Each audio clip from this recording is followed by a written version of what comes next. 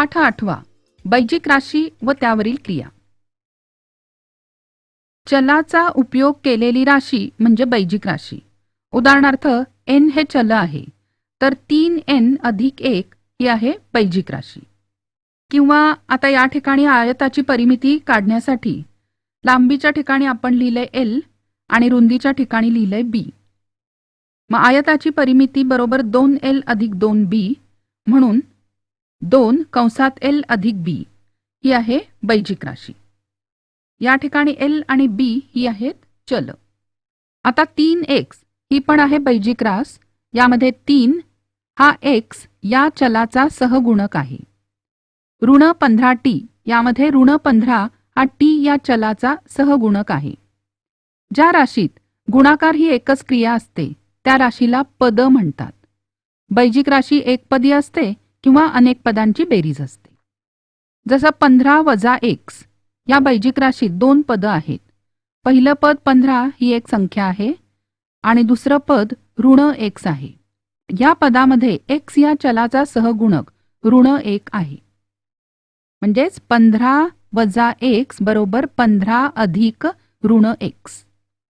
आता ज्या पदातील चल आणि त्यांचे घातांक समान असतात त्यांना सरूप पद किंवा सजातीय पद म्हणायचं।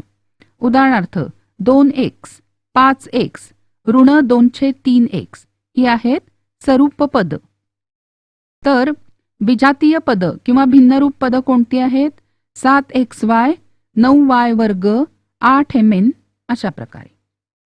यानंतर बैजिक राशींचे प्रकार। पदांच्या संख्येवरून राशीचं नाव ठरतं। उदाहरणार्थ एक पद राशी यामध्ये एकच पद असतं 4x ऋण 7। त्यानंतर 2 पद असतील तर द्विपद राशी उदाहरणार्थ 2x वजा 3y। 3 पद असेल तर त्रिपद राशी उदाहरणार्थ a अधिक 2b अधिक 3c। बहुपद राशी यामध्ये 3 पेक्षा जास्त पद असतात उदाहरणार्थ a चा घन वजा 3a वर्ग b अधिक 3ab वर्ग वजा b चा घन। यानंतर बैजिक राशींची बेरीज। सजातीय पदांची बेरीज करताना त्या पदांच्या सहगुणकांची बेरीज करून त्यापुढे चल लिहायचा। उदाहरण बघूया। 2a अधिक 6b अधिक 8c 16a अधिक 13c अधिक 18b बरोबर। आडवी मांडणी करूया। 2a अधिक 6b अधिक 8c अधिक 16a अधिक 13c अधिक 18b। आता सजातीय पद एकत्र घेऊया बरोबर 2a अधिक 16a अधिक 6b अधिक 18b अधिक 8c अधिक 13c बरोबर 18a अधिक 24b अधिक 21c। आता बैजिक राशींची वजाबाकी। पूर्णांकांची वजाबाकी करताना एका पूर्णांकातून दुसरा पूर्णांक वजा करणं म्हणजे पहिल्या पूर्णांकात दुसऱ्या पूर्णांकांची विरुद्ध संख्या मिळवणं हे तुम्हाला माहिती आहे। आता याच नियमाचा वापर आपण बैजिक राशीच्या वजाबाकीसाठी करणार आहे। उदाहरण बघूया। पहिल्या राशीतून दुसरी राशी वजा करा।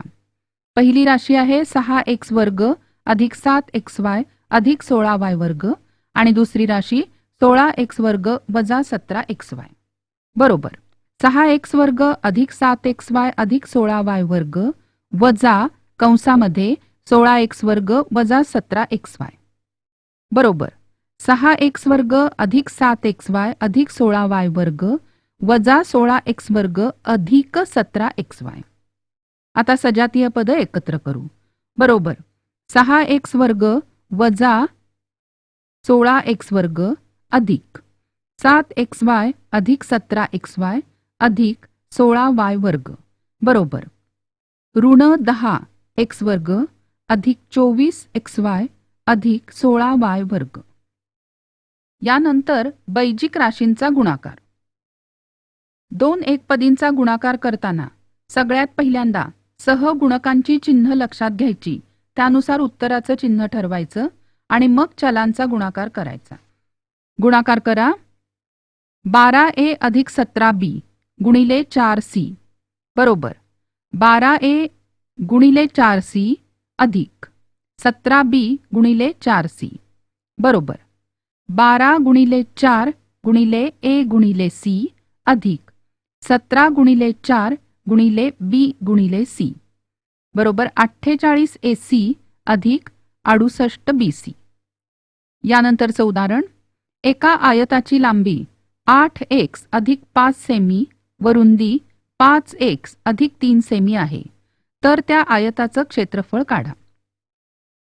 आयताचं क्षेत्रफळ बरोबर लांबी गुणिले रुंदी बरोबर 8x अधिक 5 गुणिले 5x अधिक 3 बरोबर 8x गुणिले कंसात 5x अधिक 3 अधिक 5 गुणिले कंसात 5x अधिक 3 बरोबर 8x गुणिले 5x अधिक 8x गुणिले 3 अधिक 5 गुणिले 5x अधिक 5 गुणिले 3 बरोबर 8 गुणिले 5 गुणिले x गुणिले x अधिक 8 गुणिले 3 गुणिले x अधिक 5 गुणिले 5 गुणिले x अधिक 5 गुणिले 3 बरोबर 40x वर्ग अधिक 24x अधिक 25x अधिक 15 बरोबर 40x वर्ग अधिक 49x अधिक 15.